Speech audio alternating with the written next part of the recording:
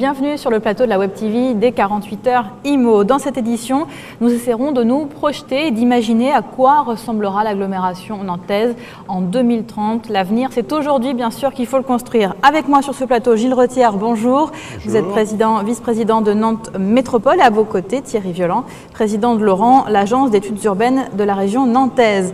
Avant d'échanger avec vous, de voir quelle est votre vision pour 2030, on passe au JT. Une tendance se dégage très clairement, la population va augmenter et si les politiques restent volontaires en matière de logement, Nantes Métropole pourrait gagner 100 000 habitants d'ici 2030 d'après l'INSEE. Alors un des enjeux, c'est bien sûr l'étalement urbain, dommageable à l'environnement. Si on part du constat que les prix des logements augmentent plus vite que les salaires et que le rêve reste de devenir propriétaire d'une maison avec jardin, de plus en plus de foyers, notamment chez les jeunes, pourraient être tentés de s'éloigner de Nantes pour vivre à la campagne ou près du littoral. Alors que faire pour garder les jeunes actifs dans l'agglomération tout en assurant une bonne qualité de vie aux personnes âgées? Quels projets mettre en avant pour développer une ville respectueuse de l'environnement? Comment améliorer le rayonnement régional et national de la métropole nantaise? Ce sont quelques-unes des questions qui vous sont posées dans le cadre du grand débat coordonné par l'Oran, l'agence d'urbanisme de la région nantaise. Sur le site internet mavilledemain.fr, vous découvrirez les contributions de chacun pour inventer la métropole de 2030. Dans un instant, je recevrai donc le directeur général de l'Oran, Thierry Violent, et je lui demanderai où on en est de cette démarche. Focus à présent sur 3 grands projets qui vont clairement modifier le paysage urbain. D'ici 3 ans devraient démarrer les travaux de construction du CHU sur l'île de Nantes. L'objectif est de regrouper sur un même site toutes les activités de court séjour, médecine, chirurgie, obstétrique. Surface de 150 000 m² et capacité de 1200 lits. Ce chantier titanesque devrait être terminé d'ici 2020. Et puis à l'horizon 2030, le pôle mère-enfant ou encore le SAMU de l'Hôtel-Dieu seront également regroupés sur l'île. Pour cela, il faudra empiéter encore davantage sur le marché du gros. Deuxième grand projet, la gare TGV de Nantes. Là aussi, les travaux devraient débuter en 2014. Actuellement, la gare est saturée aux heures de pointe et pour vous donner un chiffre, plus de 11 millions de voyageurs s'y sont arrêtés l'an dernier. Ils devraient être quasiment 2 fois plus nombreux en 2025. Alors un comité de pilotage a été mis en place au printemps dernier, mais on connaît déjà les grandes lignes de ce projet. La gare prendra de la hauteur et s'étalera sur ses 66 000 m² sur 3 niveaux. Dernier grand projet et non des moindres, l'aéroport Notre-Dame-des-Landes qui va remplacer l'aéroport Nantes-Atlantique. Le trafic aérien est en hausse régulière. Par exemple, entre juillet 2010 et juillet 2011, plus de 3 millions de passagers ont transité par l'aéroport de Nantes, soit une augmentation du trafic de 13% sur un an. Prévenir la saturation, modifier le survol de la ville et réduire la pollution sonore, ce sont bien les objectifs du futur aéroport dont la concession a été attribuée au groupe Vinci. Malgré les résistances que le projet suscite, les pouvoirs publics, et notamment le député maire Jean-Marc Ayrault, se mobilisent pour le faire accepter par tous. On passe maintenant donc au débat avec nos invités Gilles Retière et Thierry Violent. Je vais commencer par vous, puisque la première question, j'en ai parlé dans le JT sur ce fameux grand débat Nantes 2030. Où est-ce qu'on en est de ce projet? Est-ce que ça a mobilisé la population? Oui, on a commencé en décembre 2010. J'avais eu l'occasion de vous en parler lors du précédent salon, mais on n'avait pas encore vraiment commencé. Et donc on en est donc déjà 8 à 9 mois de débat avec quelque chose de positif, c'est la mobilisation en fait 10 000 personnes qui d'une façon ou d'une autre ont participé, soit en répondant au questionnaire, soit dans des réunions, à cette réflexion. On est à la première étape, on attaque la deuxième étape, donc voilà, donc c'est effectivement, je crois qu'on a ressenti que beaucoup de gens ont compris que c'était important d'anticiper, pas seulement pour prévoir l'avenir, on ne le prévoit pas, mais pour se fixer un cap. La deuxième étape, c'est quoi donc maintenant? La deuxième étape, c'est à partir de toutes ces réflexions, c'est d'avoir aujourd'hui, depuis le début septembre, avoir décidé de prolonger le débat autour de 9 questions pour l'avenir, autour des questions environnementales, sociales, économiques. Alors, pour une question pour vous, Monsieur Retière, sur de quelle manière Nantes Métropole va exploiter toutes ces contributions? Nantes Métropole a beaucoup de compétences en elle-même, puisque c'est un établissement de coopération intercommunale, mais avec les compétences des communes, nous devons avoir la capacité de gérer tout ce que souhaitent les citoyens pour le futur. Vous avez parlé d'infrastructures, mais moi je parlerai bien aussi de la vie courante. Les maires doivent gérer le quotidien aujourd'hui et demain. Vous en savez quelque chose. Alors d'après une étude de l'INSEE, je le disais, qui remonte à mai dernier, Nantes Métropole pourrait gagner 100 000 habitants d'ici 2030. Quels sont les grands défis que pose cet essor démographique? Alors le premier problème, c'est évidemment jusqu'où va s'étaler la zone urbaine. Nous avons beaucoup discuté il y a 2 ans déjà, et face à ces projections et cette progression démographique, nous avons souhaité construire davantage dans l'agglomération, construire plus, mais aussi construire sans doute de façon différente ou différenciée. C'est-à-dire qu'il faut que l'on puisse, dans l'agglomération, offrir plusieurs types de solutions pour des ménages qui ne sont pas identiques. Évidemment, on va vivre plus proche les uns des autres. Mais je crois que le futur, c'est de vivre en harmonie, avec plus de relations humaines, avec des voisins qui, eux, sont proches. Et actuellement, la famille, elle est plus lointaine parfois. Et donc, on doit retrouver des noyaux de vie dans ces communes, dans ces quartiers. Et ça, on ne peut le faire que si on est suffisamment regroupé. Toute notre stratégie, c'est de lier les zones où on va construire plus et les politiques de déplacement, que ce soit les transports en commun ou les déplacements de proximité. Nous parlons de la ville des courtes distances.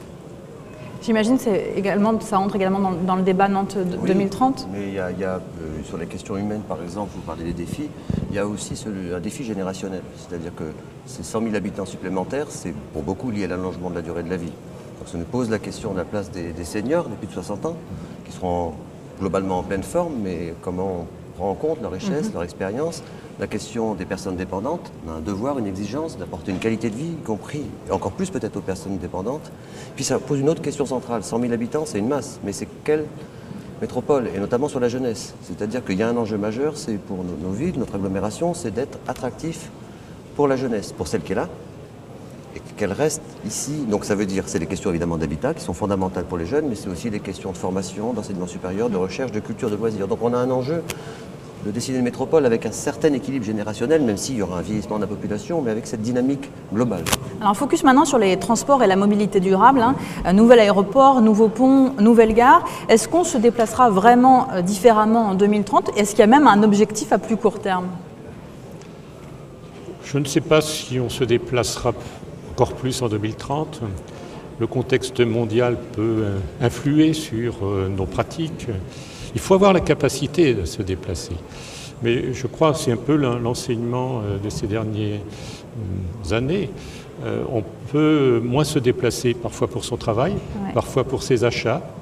Par contre, on peut se déplacer davantage pour ses loisirs, pour se retrouver, pour avoir une fête ensemble, oui, sans doute. Et donc, il faut que l'on ait des solutions qui soient adaptées dans l'environnement urbain, mais aussi autour de la métropole. La gare, la problématique de la gare, c'est la relation avec son hinterland, enfin le périurbain. Ce n'est pas l'arrivée des TGV simplement qui nous préoccupe sur la gare, c'est, je l'espère, un réseau périurbain de plus en plus dense et avec des dessertes qui peuvent être des dessertes quotidiennes pour le travail, pour le scolaire, mais aussi peut-être pour d'autres fonctions. Il faut que l'on articule complètement l'ensemble de nos politiques de transport, d'où une nouvelle gare. Un petit mot peut-être sur la mobilité et le développement durable, c'est des problématiques qui intéressent les gens aujourd'hui. Oui, la mobilité, c'est la vie. C'est-à-dire c'est la capacité, mais Gilles Retière le disait, accéder aux loisirs, à la formation. 100 000 habitants de plus, ça nous fait 350 000 déplacements. Sans prendre pour hypothèse effectivement que les gens se déplacent plus en moyenne qu'aujourd'hui, si on reste. 2 millions de déplacements par jour dans l'agglomération nantaise, 350 000 de plus dans 20 ans.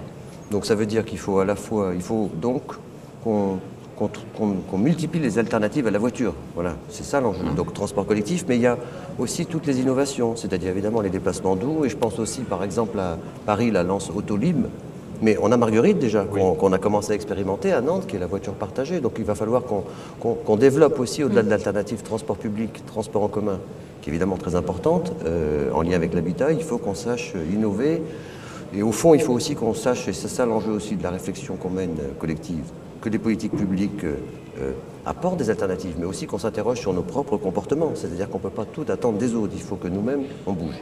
Puis sur ce point-ci, il y aura un élément important aussi, c'est le prix de l'énergie.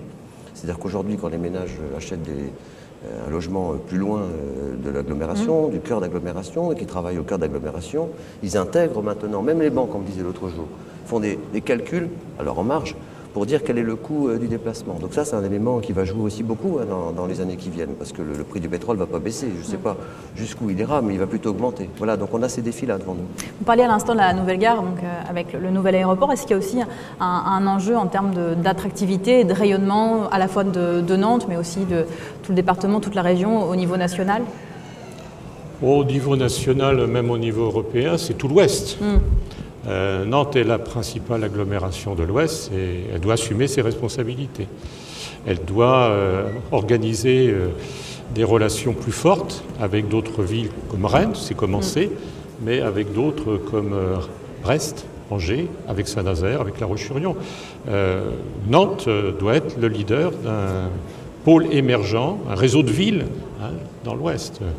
Et il faut bien sûr que l'on puisse se déplacer, si besoin est, d'une ville à l'autre, mais surtout communiquer. Les infrastructures de réseau qui permettront de communiquer sans se déplacer seront très importantes dans le futur. On a fait une enquête, juste un complément, on a fait une enquête auprès des chefs d'entreprise dans le cadre de la démarche, avec la Chambre de commerce et d'industrie. Et vous parlez de la qualité de vie, de la question de la proximité, mais c'est très clair, et notamment pour les entreprises industrielles qui sont en compétition avec le reste du monde. Ils nous ont tous dit qu'il faut à la fois qu'on garde la qualité de vie, qui est un facteur d'attractivité, on l'évoquait, l'habitat, les loisirs, la culture, mais en même temps, il nous faut plus de rayonnement international. C'est-à-dire que c'est un enjeu, pas un enjeu seulement de standing. C'est pas juste du prestige. C'est pas un problème de standing, c'est que des entreprises ont besoin de la notoriété, du rayonnement de Nantes pour pouvoir se développer et mieux assurer leur pérennité. En tout cas, c'est les chefs d'entreprise qui nous le disent. Alors, un dernier mot peut-être sur l'aéroport, le futur aéroport qui suscite quelques résistances. Qu'est-ce qu'on peut dire pour assurer tous ceux qui s'inquiètent de sa future construction ? Tous ceux qui s'inquiètent de l'arrivée de ce futur aéroport. Oui, je comprends qu'on puisse être inquiet, mais ce n'est pas d'aujourd'hui que l'on annonce que cet aéroport sera là. On a besoin d'un nouvel aéroport à Nantes ? On a besoin d'une plateforme qui soit en capacité de desservir l'ensemble des villes de l'Ouest, comme je l'ai indiqué, d'être la plateforme qui permet ensuite de se distribuer sur Nantes et Rennes et les autres villes. Et le survol actuel de Nantes ne sera plus tolérable à cette échelle-là, d'une part. D'autre part, vous savez qu'en dessous du passage des avions, on a une interdiction de construire actuellement. Plus il y aura d'avions et moins on pourra construire sur une bande de plus en plus longue. Donc, cette zone, elle est sur Rosé, c'est pour ça que je suis directement concerné, mais elle pourrait être aussi sur Nantes. Et donc on a quand même intérêt à construire d'abord dans la centralité de l'agglomération. Donc ça, c'est une des raisons. Je sais que certains imaginent une autre piste dans un autre sens, mais elle n'a jamais été franchement étudiée et on va là inquiéter des habitants plus grand nombre qui n'ont jamais entendu parler de ce projet. Donc j'espère que les politiques à venir auront la sagesse de continuer le projet qui est bien amorcé aujourd'hui. Peut-être un dernier mot sur Nantes 2030 et le débat. Quand est-ce qu'on aura le résultat final ? Sous quelle forme ? C'est la co-construction, donc je ne vais pas vous annoncer la forme exacte du projet. En tout cas, c'est fin 2012. D'accord. Là, un avant-projet à la rentrée 2012. Donc là, une deuxième étape, de nouveaux débats autour de ces 9 grandes questions. Puis une troisième étape qu'on a appelé Imaginer les possibles en début d'année prochaine. On va se poser, digérer tout ceci, toutes ces réflexions, faire des scénarios, présenter un avant-projet à la rentrée 2012 avant l'adoption d'un projet par les élus fin 2012, tout début 2013. C'est ça le calendrier. Merci beaucoup à vous Merci deux. à C'est vous. la fin de cette émission. Elle a Merci. été réalisée en partenariat avec le Crédit Foncier et Nantes Métropole Aménagement. Plus d'infos et de liens utiles sur notre site internet www.les48heurimo.com. Merci à tous.